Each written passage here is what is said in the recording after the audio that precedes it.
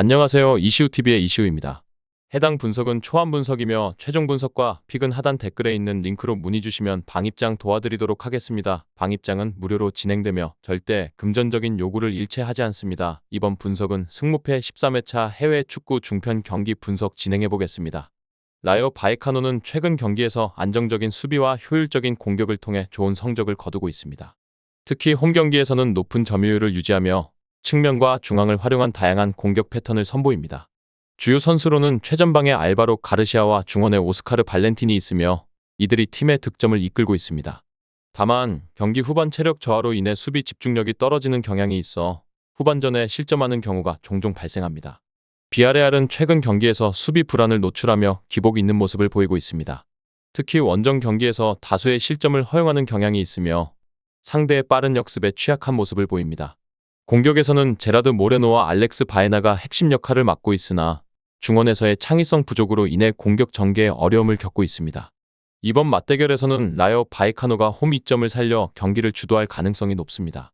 비아레알은 수비적인 전술을 통해 실점을 최소화하고 역습을 노리는 전략을 펼칠 것으로 예상됩니다. 그러나 라요 바이카노의 안정적인 수비와 다양한 공격 옵션을 고려할 때 라요 바이카노가 승리를 거둘 가능성이 높습니다. 에스턴 빌라는 홈 경기에서 강한 모습을 보이며 안정적인 흐름을 이어가고 있습니다.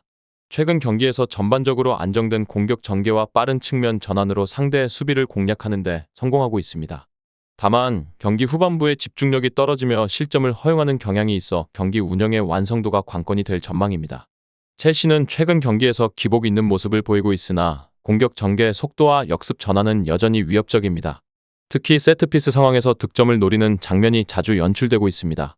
다만 수비에서는 순간적인 실수가 발생하며 불안 요소로 작용하고 있어 이를 얼마나 보완할 수 있느냐가 중요한 포인트입니다. 양팀 모두 공격적인 성향을 보이고 있어 빠른 공수 전환과 중원 싸움이 경기의 흐름을 좌우할 것으로 보입니다. 에스턴 빌라는 홈 이점을 살려 초반부터 주도권을 쥐려 할 가능성이 크며 첼시는 탄탄한 수비 후 빠른 역습으로 반격을 노릴 것으로 예상됩니다. 경기 막판 체력 소모와 집중력 유지 여부가 승패에 결정적인 영향을 미칠 것으로 보입니다. 이 외에도 다른 축구 분석과 농구 분석 및 종합픽이 궁금하시다면 하단 고정 댓글 링크로 문의주세요. 발렌시아는 최근 경기에서 안정적인 수비 조직력을 기반으로 실점을 최소화하며 승점을 꾸준히 쌓아가고 있습니다. 특히 홈 경기에서는 높은 집중력을 유지하며 상대의 공격을 효과적으로 차단하는 모습이 인상적입니다. 다만 공격 전개 과정에서 창의성이 다소 부족해 득점 기회를 만들어내는데 어려움을 겪고 있습니다. 세트피스 상황에서 득점을 노리는 경향이 강하며 빠른 역습보다는 짧은 패스를 통한 점진적인 전진을 선호하는 모습입니다. 아틀레티코 마드리드는 전형적인 조직적인 수비와 빠른 역습을 기반으로 최근 경기에서 안정적인 성적을 내고 있습니다. 중원에서의 압박과 공수 전환 속도가 뛰어나 상대의 실수를 유발하며 역습 시에는 적은 인원으로도 효율적인 공격 전개를 펼치고 있습니다. 다만 원정 경기에서는 득점력과 경기 주도권에서 기복을 보이며 어려움을 겪는 모습도 종종 나타납니다. 수비에서는 여전히 견고함을 유지하고 있지만 순간적인 공간 노출이 변수로 작용할 수 있습니다. 경기 양상은 아틀레티코 마드리드가 중원에서 강한 압박을 통해 경기 주도권을 가져가며 빠른 전환으로 발렌시아의 수비 뒷공간을 노릴 가능성이 큽니다. 반면 발렌시아는 홈팬들의 지지를 바탕으로 안정적인 수비와 세트피스에서 기회를 만들어낼 것으로 예상됩니다. 두 팀 모두 수비적인 접근을 기반으로 하면서도 필요시 빠른 전환을 통해 득점을 노릴 전망입니다. 결국 경기의 향방은 중원 싸움과 세트피스 활용도에 달려있으며 발렌시아의 홈 경기력과 아틀레티코의 조직적인 경기 운영이 팽팽히 맞설 것으로 보입니다. 후반 교체 카드 운용과 체력 관리가 승부의 키를 줄 가능성이 높습니다. 라스팔마스는 최근 경기에서 안정적인 수비와 팀워크를 기반으로 성과를 내고 있으며 홈에서 강한 모습을 보이고 있습니다. 그들은 상대에게 많은 공간을 내주지 않으며 상대의 공격을 잘 차단하고 세트피스를 통해 득점을 노리는 경향이 있습니다. 그러나 공격에서 창의성이 부족하고 득점 기회를 만들어내는데 어려움을 겪는 모습도 보였습니다. 특히 강팀을 상대할 때는 공격 전개에서 더욱 한계가 드러날 가능성이 있습니다. 반면 바르셀로나는 최근 경기에서 공격과 수비 모두에서 강한 모습을 보였습니다. 특히 중원에서의 점유율을 높이며 경기를 지배하는 경향이 두드러졌습니다. 공격에서는 빠른 패스와 측면 공격을 통해 득점 기회를 만들어내며 상대 수비의 뒷공간을 잘 파고듭니다. 또한 수비에서는 여전히 견고한 조직력을 보여주고 있어 상대가 바르셀로나의 압박을 뚫기 어려운 상황이 많습니다.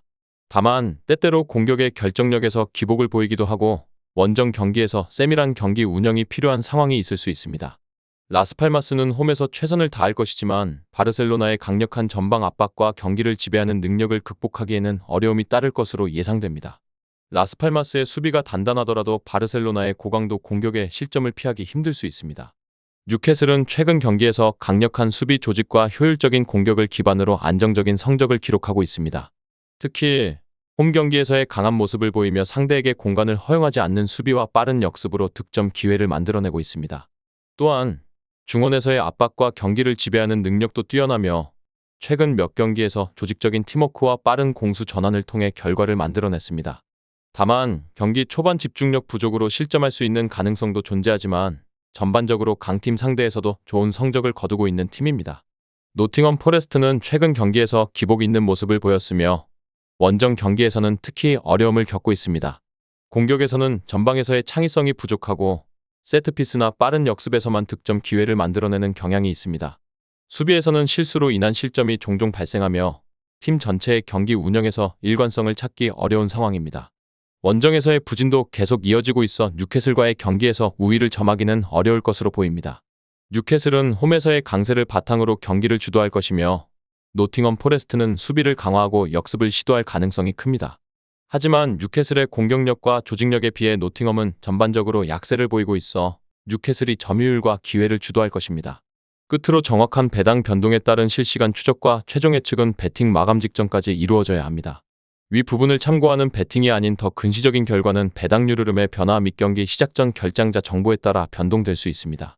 함께 배팅으로 더 효율적인 승률을 만들고자 만들어낸 채널입니다. 모든 경기를 영상에 담아내기엔 한계가 있습니다. 이 외 다른 경기들의 정보와 결과 예측 및 더 많은 도움이 필요하시다면 분석방으로 언제든지 연락주세요. 최선을 다해 보이겠습니다.